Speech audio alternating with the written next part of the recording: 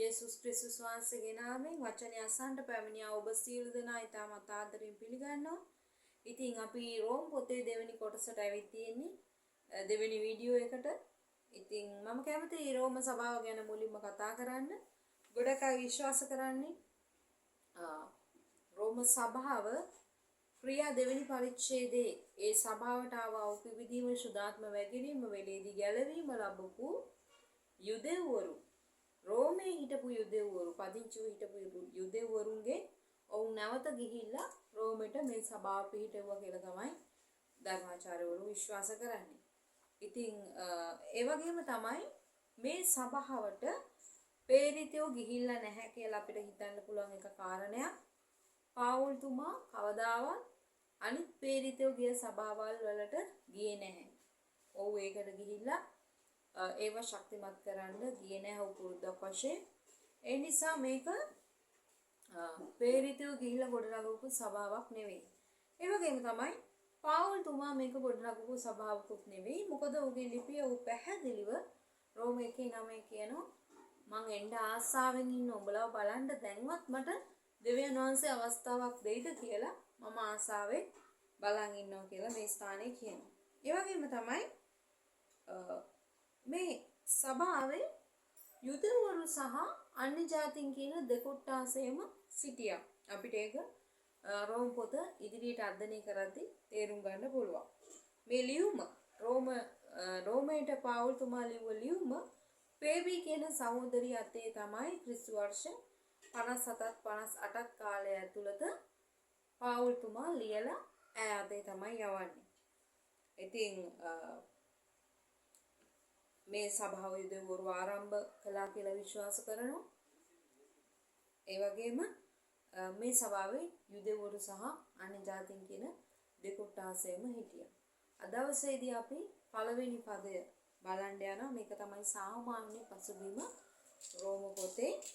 ඉතින් අපි අද පළවෙනි පදය බලන්න යනවා. බයිබලය ඔබ පෙරලා ගන්න. රෝම පළවෙනි පරිච්ඡේදයේ පළවෙනි පදය. රෝම පළවෙනි පරිච්ඡේදයේ පළවෙනි පදය. එතන කියනවා යේසුස් ක්‍රිස්තුස් වහන්සේගේ දාසියෙක් වූ පේරිතෙක් වෙන්න කැඳවනු ලැබුවා වූ.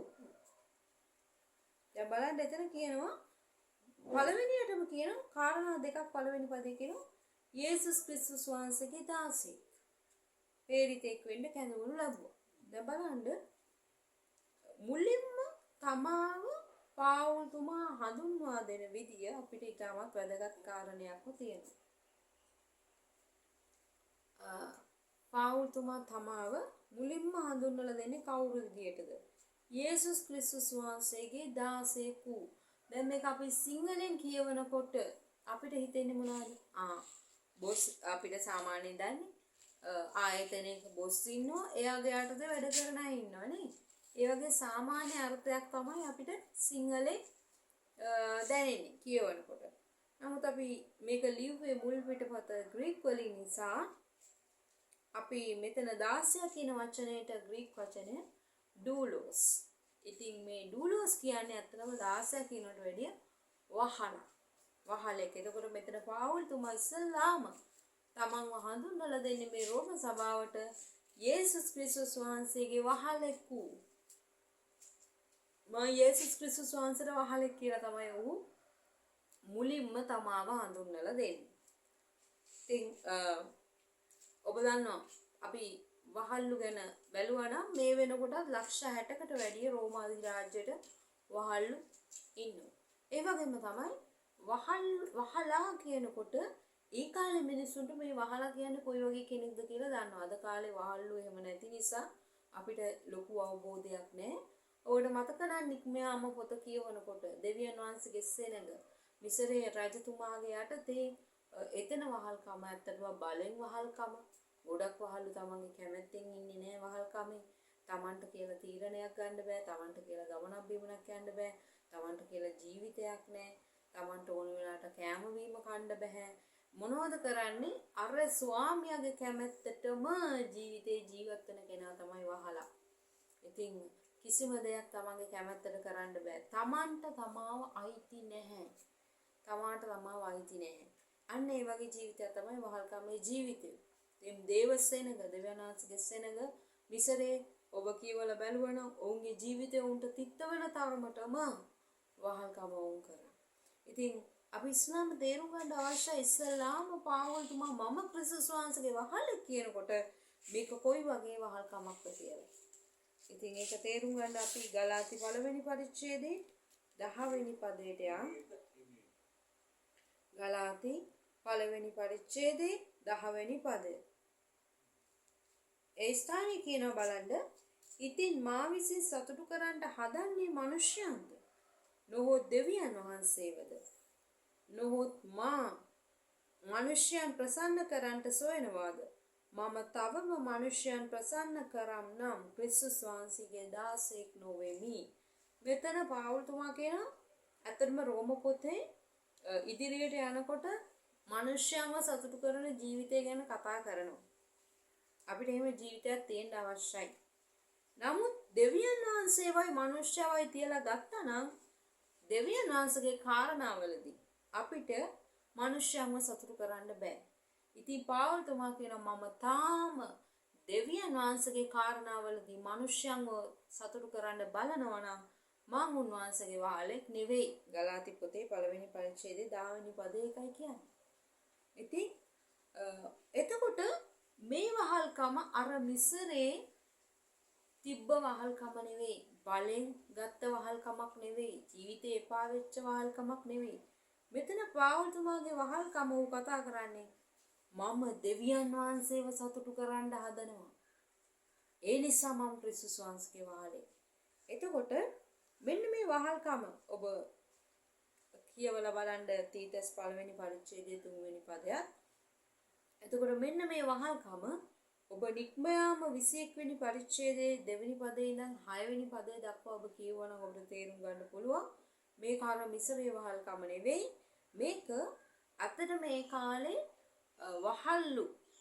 වහල්ලුන්ට හොඳ ස්වාමියෙක් හම්බුණා නම් ඒගොල්ලන්ට හොඳට ආදරෙන් සලකන ස්වාමියෙක් හම්බුණා නම් ඒගොල්ලෝ මොනවද කරන්නේ? ඔවුන් කැමැත්තෙන්ම ජීවිත කාලෙම ඒ කියන්නේ වහලා සාමාන්‍යයෙන් හේබ්‍රු වහලෙක් නම් අවුරුදු 6ක් වැඩ කරලා 7 වෙනි දවසේ ආව නිදහස් කරලා අරින්න ඕනේ.